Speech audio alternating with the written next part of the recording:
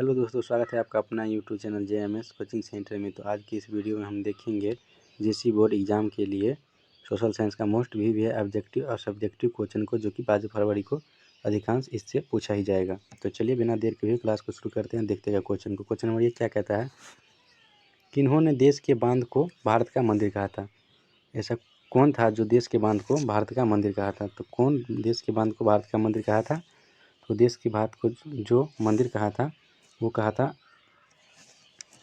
पंडित नेहरू। कौन कहा था? तो पंडित नेहरू जी ने कहा था। कौन कहे थे? तो ये कहा था पंडित नेहरू जी ने देश के बांध को क्या कहा था? तो देश के बांध को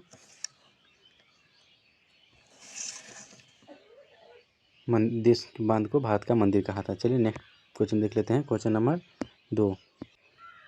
2 कहता है, सरदार सरोवर बांध किस नदी पर बना है? माने सरदार सरोवर बांध जो है वो किस नदी पर बना है? तो सरदार सरोवर बांध किस नदी पर बना है? तो सरदार सरोवर बांध जो है दोस्तों ये जो बना है ये नर्मदा नदी पर बना है। किस नदी पर बना है? तो नर्मदा नदी पर। तो इसका सही जवाब क्या हो जाएगा? तो इसका सही जवाब हो जाएगा ऑप्शन नंबर बी। इसका सही जवाब हो जाएगा नर्मदा नदी पे बना। चलिए नेक्स्ट क्वेश्चन देख लेते हैं। क्वेश्चन नंबर 3 कहता है, ऐसा कौन सबसे गहरी खारे जल की झील है? कौन सबसे गहरे खारे झील है? कौन सा है जो सबसे गहरे खारे झील है? तो ये जो है ये है दोस्तों कि कौन है? तो ये है मित्र सागर। कौन है? मित्र सागर। काफ़ी ज़्यादा इंपॉर्टेंट क्वेश्चन है। चलिए नेक्स्ट क्वेश्चन देख लेते हैं। क्वेश्चन नंबर 4 कहता है, तो क्वेश्चन नंबर 4 क्या कहता है? तो क्वेश्चन नंबर 4 कह रहा है, पृथ्वी यानी कि अर्थ का कितने प्रतिशत भाग जल से घिरा हुआ है? पृथ्वी का कितना प्रतिशत भाग है जो जल से घिरा हुआ है दोस्तों? तो पृथ्वी का जो 3/4 भाग, कितना? तो 3/4 भाग जो है वो क्या है? तो 3/4 भाग जल से घिरा हुआ। कितना? तो 3/4 भाग जल से घिरा हुआ है। तो इसका सही जवाब हो जाएगा क्या? इसका सही जवाब हो जाएगा ऑप्शन नंबर ए। क्या हो जाएगा? ऑप्शन नंबर ए इसका सही जवाब हो जाएगा। चलिए नेक्स्ट क्वेश्चन देख लेते हैं। Question number 5। तो क्वेश्चन नंबर 5 क्या कहता है?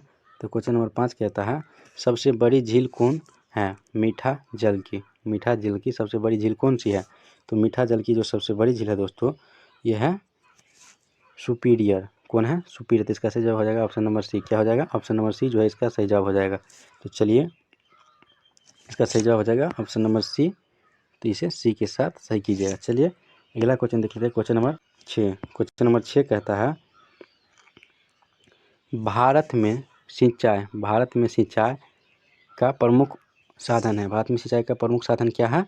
तो भारत में सिंचाई का प्रमुख साधन जो है दोस्तों ये क्या है? तो ये है नहर भी है। क्या? ये नहर भी है, ये नहर भी है और ये तालाब भी है, कुएँ भी है और नलकूप भी है। तो भारत में सिंचाई का ये तीनों है। तो क्या हो जाएगा? उपयुक्त तीनों। तो इसका सही जवाब हो जाएगा ऑप्शन नंबर डी। क्या हो जाएगा? ऑप्शन नंबर डी इसका सही जवाब हो जाएगा। चलिए नेक्स्ट क्वेश्चन देख लेते हैं। क्वेश्चन नंबर 7 कहता है,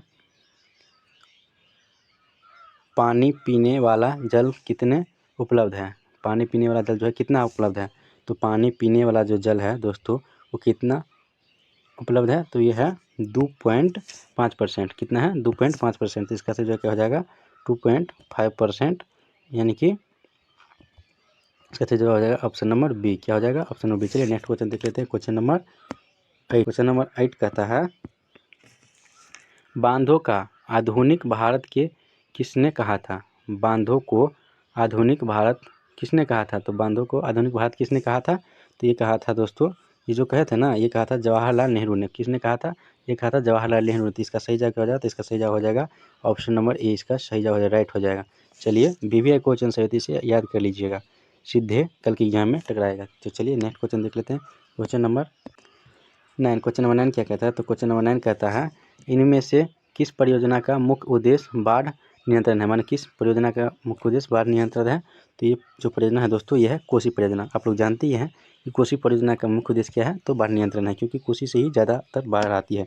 तो इसका सही जवाब हो जाएगा ऑप्शन नंबर बी। क्या हो जाएगा? ऑप्शन नंबर बी राइट जवाब हो जाएगा। चलिए नेक्स्ट क्वेश्चन देख लेते हैं। Question number 10। क्वेश्चन नंबर 10 क्या कहता है? तो क्वेश्चन नंबर 10 कहता है, भारत में प्रयुक्त कुल जल का सबसे अधिक समानुपाती कौन क्षेत्र है? कौन सा क्षेत्र है? समानुपात कौन सा था दोस्तों? तो ये जो है ये है सिंचाई। क्या है? सिंचाई। तो इसका सही जवाब हो जाएगा ऑप्शन नंबर बी। क्या हो जाएगा? ऑप्शन नंबर बी इसका सही जवाब हो जाएगा। तो बी के साथ चलिए बढ़ते हैं आगे, देखते हैं नेक्स्ट क्वेश्चन, क्वेश्चन नंबर 11 को। क्वेश्चन नंबर 11 कहता है मीठे जल का सबसे ऊंचा झील का नाम है। मीठे जल का सबसे ऊंचा झील का नाम क्या है दोस्तों? तो मीठे जल का सबसे ऊंचा झील का नाम क्या है? तो टीटीका। क्या नाम है? टीटीका। इसका सही जवाब हो जाएगा ऑप्शन नंबर ए। चलिए नेक्स्ट क्वेश्चन देख लेते हैं, क्वेश्चन नंबर 12 क्या कहता है? तो क्वेश्चन 12 कहता है महानदी रेसिंग पर निर्मित बहुउद्देशीय परियोजना है। बहुउद्देशीय परियोजना कौन सा है दोस्तों? तो ये कौन सा परियोजना है? तो ये हीराकुड परियोजना है। कौन है? तो हीराकुड परियोजना है। इसका सही जवाब हो जाएगा ऑप्शन नंबर ए। इसका सही जवाब हो जाएगा। क्या हो जाएगा? ए इसका सही जवाब हो जाएगा और इंपॉर्टेंट क्वेश्चन भी है। चलिए नेक्स्ट क्वेश्चन देख लेते हैं, क्वेश्चन नंबर 13 क्या कहता है? तो क्वेश्चन नंबर 13 कहता है इनमें से कौन राजस्थान की सबसे महत्वपूर्ण परियोजना है? इनमें से मतलब जितना परियोजना दिया हुआ है, जैसे में चंबल परियोजना, नागार्जुन परियोजना, भाखड़ा नंगल परियोजना, इंदिरा गांधी नगर। तो इस सभी में से कौन सा दिया हुआ है दोस्तों परियोजना है? तो ये जो है सबसे महत्वपूर्ण परियोजना कौन है? तो ये है option number D, Indira Gandhi Nagar परियोजना, भारत का सबसे अथी है। चलिए इसका सही जवाब हो जाए ऑप्शन नंबर डी। चलिए नेक्स्ट क्वेश्चन देखते हैं, क्वेश्चन नंबर 14 कहता है कौन से राज्य में स्थित है सरदार सरोवर बांध? सरदार सरोवर बांध जो है जो कौन से राज्य में स्थित है? तो सरदार सरोवर बांध जो है दोस्तों ये गुजरात राज्य में स्थित है। आप लोग जानते ही होंगे कि क्या है, तो ये गुजरात राज्य में है। कहाँ पर है? तो ये गुजरात राज्य में है, गुजरात राज्य में। तो इसका सही जवाब हो जाएगा ऑप्शन नंबर डी। चलिए नेक्स्ट क्वेश्चन देख लेते हैं, क्वेश्चन नंबर 15 कहता है वर्षा जल संग्रहण ढांचा हर घर में बना किस राज्य में स्थित कानून अनिवार्य है? किस राज्य में कानून ये वाला अनिवार्य है? वर्षा जल संग्रह ढांचा हर घर में बना ये किस राज्य में स्थित है? तो ये जो है दोस्तों ये तमिलनाडु में है। कहाँ है? तमिलनाडु में। तो इसका सही जवाब क्या हो जाएगा? तो ऑप्शन नंबर बी इसका सही जवाब हो जाएगा। ऑब्जेक्टिव हो गया। अब चलो सब्जेक्टिव क्वेश्चन को देख लेते हैं। तो सब्जेक्टिव क्वेश्चन में पहला नंबर क्वेश्चन क्या कहता है प्रति व्यक्ति आय क्या है? प्रति व्यक्ति आय क्या है? तो प्रति व्यक्ति आय क्या है दोस्तों? तो उत्तर में क्या लिखेंगे जब कुल राष्ट्रीय आय को कुल जनसंख्या से भाग करते हैं तो उस राशि को प्रति व्यक्ति आय कहते हैं। तो उस राशि को क्या कहते हैं? तो प्रति व्यक्ति आय कहते हैं। जब कुल राष्ट्रीय आय को माने कुल राष्ट्रीय आय को कुल जनसंख्या से भाग करते हैं तो उसे उस राशि को क्या कहते हैं? जो प्राप्त होता है उसे प्रति व्यक्ति आय कहते हैं। तो जब कुल राष्ट्रीय आय को कुल जनसंख्या से भाग करते हैं तो उसी राशि को प्रति व्यक्ति आय कहते हैं। चलिए नेक्स्ट क्वेश्चन देख लेते हैं, क्वेश्चन नंबर 2। क्वेश्चन नंबर 2 क्या कहता है? क्वेश्चन नंबर 2 कहता है बहुराष्ट्रीय कंपनी किन्हें कहा जाता है? माने बहुराष्ट्रीय कंपनी किसे कहा जाता है? ये भी वीवीआई क्वेश्चन है। क्या है? तो वीवीआई क्वेश्चन है।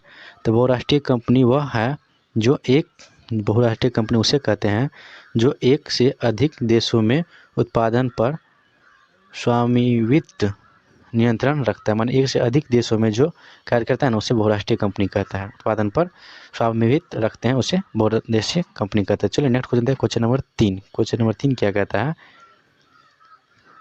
क्वेश्चन नंबर 3 कहता है पूना फैक्टर पर संक्षिप्त टिप्पणी लिखो। पूना फैक्टर पर संक्षिप्त टिप्पणी लिखो। काफ़ी ज़्यादा वीवीआई क्वेश्चन है दोस्तों। तो इसे कैसे लिखेंगे? तो इसे इस प्रकार लिखेंगे कि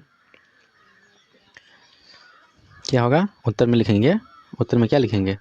तो उत्तर में लिखेंगे पहला नंबर उत्तर में लिखेंगे कि डॉक्टर अंबेडकर ने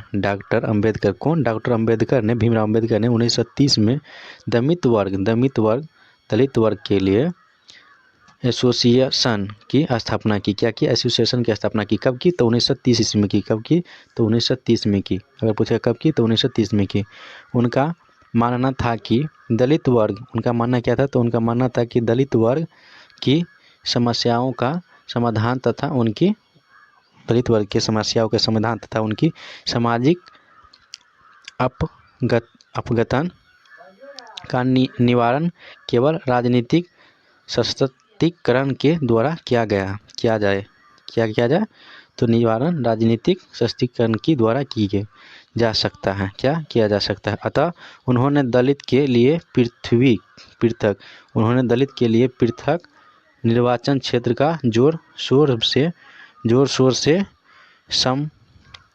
समर्थन किया। क्या किया? तो समर्थन किया। जोर शोर से क्या किया? तो समर्थन किया। दूसरा नंबर में क्या लिखेंगे? तो दूसरा नंबर में लिखेंगे इस विषय पर गांधी जी ने, माने इसी विषय पर गांधी जी ने उनका गंभीर विवाद हुआ। उन्हें गांधी जी से गंभीर विवाद हुआ। इसी बीच सरकार ने अम्बेडकर की बात मान ली। इसी बीच क्या क्या जब गंभीर विवाद हुआ ना, इसी बीच सरकार ने अम्बेडकर जी को बात मान ली। विरोधों में गांधी जी ने पुणे की अवर्धा जेल में ही आमरण अनशन प्रारंभ कर दिया। आमरण अनशन बंद कर दिया। कहाँ कर दिया? तो ये जो है गांधी जी ने पुणे की अवर्धन जेल में, कहाँ कर दिया था? तो पुणे के अवर्धन जेल में। चलिए नेक्स्ट क्वेश्चन देख लेते हैं। आगे देखिए, तो आगे क्या लिखेंगे? जाएगी दलितों को शिक्षा के लिए आर्थिक सहायता देने के लिए भी पुणे पैक्टर में शर्त रखी। क्या किया? पुणे पैक्टर में शर्त रखी। चलिए रखी गए। नेक्स्ट देख लेते हैं अगला क्वेश्चन कहता है, 4 नंबर क्वेश्चन कहता है चावल की खेती के लिए उपयुक्त भौगोलिक परिस्थितियों का वर्णन करें। चावल की खेती के लिए उपयुक्त भौगोलिक खेती का वर्णन करें। काफ़ी ज़्यादा भी है क्वेश्चन है दोस्तों। तो चलिए देखते हैं क्वेश्चन क्या कहता है। चावल की खेती के लिए उपयुक्त भौगोलिक परिस्थिति निम्नलिखित है। क्या है? तो निम्नलिखित है। क्या है? पहला में देख लीजिए, चावल के लिए उष्ण और आर्द्र जलवायु बहुत अनुकूल है। क्या है? तो उष्ण और आर्द्र जलवायु होना चाहिए। दूसरा नंबर में क्या लिखेंगे? इसके लिए औसत वर्षा 100 सेमी से अधिक और तापमान 24 डिग्री से अधिक होना चाहिए। वर्षा कितना? 100 सेमी से अधिक और तापमान 24 डिग्री से अधिक होना चाहिए। तीसरा नंबर में क्या लिखेंगे? दोमट उपजाऊ मिट्टी जिसमें काफ़ी समय तक पानी इकट्ठा रह सके। दोमट और उपजाऊ मिट्टी जिसमें काफ़ी समय तक पानी जमा रह सके, इसे फसल के लिए बहुत उपयोगी होता है। क्या होता है? तो इस फसल के बहुत उपयोगी होता है दोमट और उपजाऊ मिट्टी जिसमें काफ़ी समय तक पानी रह सके। भूमि समतल होना चाहिए। नदी घाटियों और डेल्टा प्रदेशों में पाई जाने वाली जलोढ़ मिट्टी चावल के लिए आदर्श होते हैं। जलोढ़ मिट्टी क्या होता है? तो चावल के लिए आदर्श होते हैं। फिर आगे कर लिखेंगे दोमट उपजाऊ मिट्टी जिसमें काफ़ी, तो ये तो देख ही लिए, ये जो है वो आप लोग देख ही लिए। दोमट जिसमें काफ़ी समय तक पानी इकट्ठा रह सके, फसल के लिए बहुत उपयोगी होता है। क्या होता है? तो बहुत उपयोगी होता है। भूमि समतल होना चाहिए। नदी घाटी डेल्टा प्रदेश में आने वाली जलोढ़ मिट्टी होना चाहिए। इसीलिए चावल का सर्वाधिक खेती कहाँ होता है? तो पश्चिम बंगाल में होता है, उत्तर प्रदेश में, पंजाब, हरियाणा और के क्षेत्र में खूब होता है। कहाँ? तो पश्चिम बंगाल। अगर पूछता है ऑब्जेक्टिव में किस चावल का उत्पादन कहाँ होता है, तो पश्चिम बंगाल नहीं रहे तो उत्तर प्रदेश और पंजाब, हरियाणा सभी जगह होता है। इस सभी जगह होता है, इन सभी जगह। तो चलिए, अगर आज ये वीडियो आप लोग को अच्छा लगा तो लाइक, सब्सक्राइब और शेयर कर दिया। चलिए मिलते हैं बहुत जल्द नेक्स्ट वीडियो में। आज के लिए बाय बाय, टाटा।